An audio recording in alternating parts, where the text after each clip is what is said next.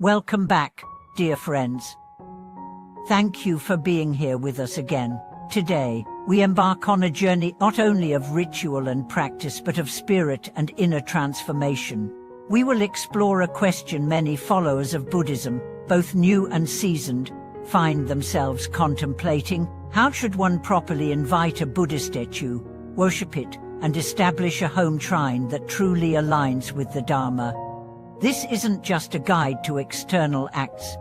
It's about the invisible threads that link these gestures to something deeper, a yearning for connection, for reverence, for clarity of mind. Perhaps you already have a Buddha statue in your home. Perhaps you're wondering whether you need one. Or maybe you feel something is missing in your spiritual practice, something you can't quite name. Today, we aim to illuminate that space and give it form. Let us begin with the simple yet profound act of inviting a Buddha statue into one's home.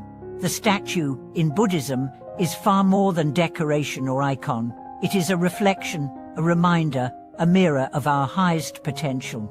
In the form of Shakyamuni, Amitabha, Avalokiteshvara, or any other enlightened being. The statue becomes a presence, not because it is magical, but because it draws forth the sacred qualities within us. Choosing a statue is not about opulence.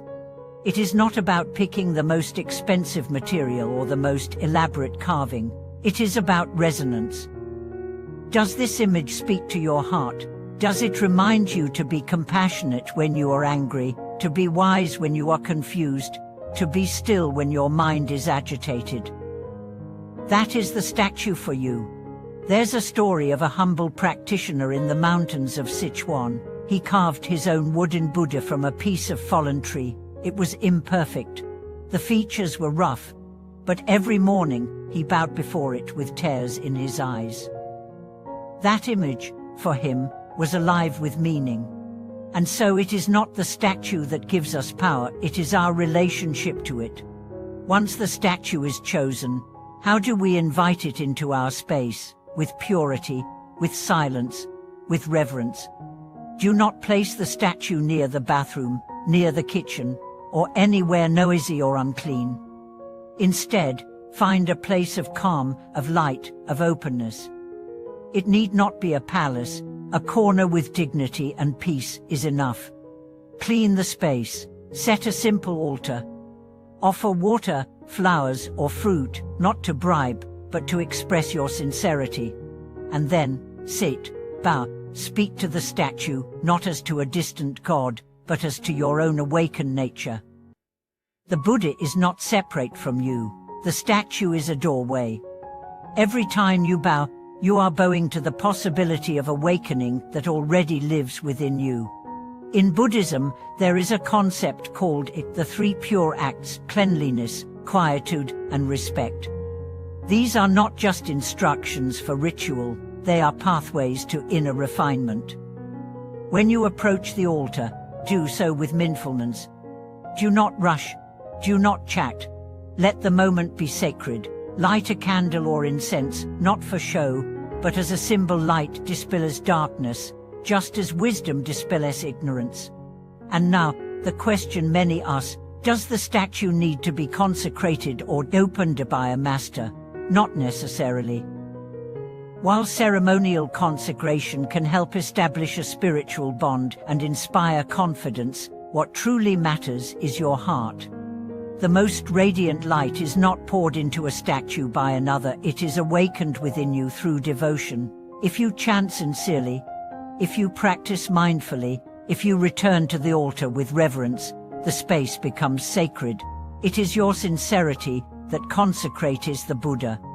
There's an old tale of a woman in Bengal who could not afford a statue, so she placed a stone on a table, covered it with a cloth, and offered it rice every day, reciting the name of Amitabha.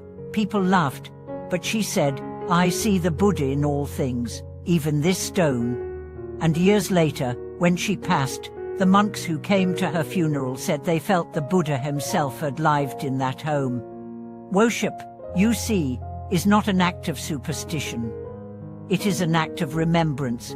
Every offering, every gesture, Every candle lit is a way to remind yourself, I choose awakening, I choose kindness, I choose wisdom. Let us speak now of the home shrine, a sacred space in your home, not only for rituals but for inner sanctuary. It doesn't require grandeur. A small shelf, a table, a window ledge, these can all be altars if arranged with mindfulness. Place the Buddha statue at a height above your head to symbolize reverence. Do not place items above it. Face it east, if possible, toward the rising sun, the symbol of enlightenment. The shrine is your spiritual anchor. When the world overwhelms you, return to it. When doubt shakes you, return to it. When joy fills you, return to it in gratitude. Sit in front of it, breathe, chant, meditate. Let it be the heartbeat of your spiritual home.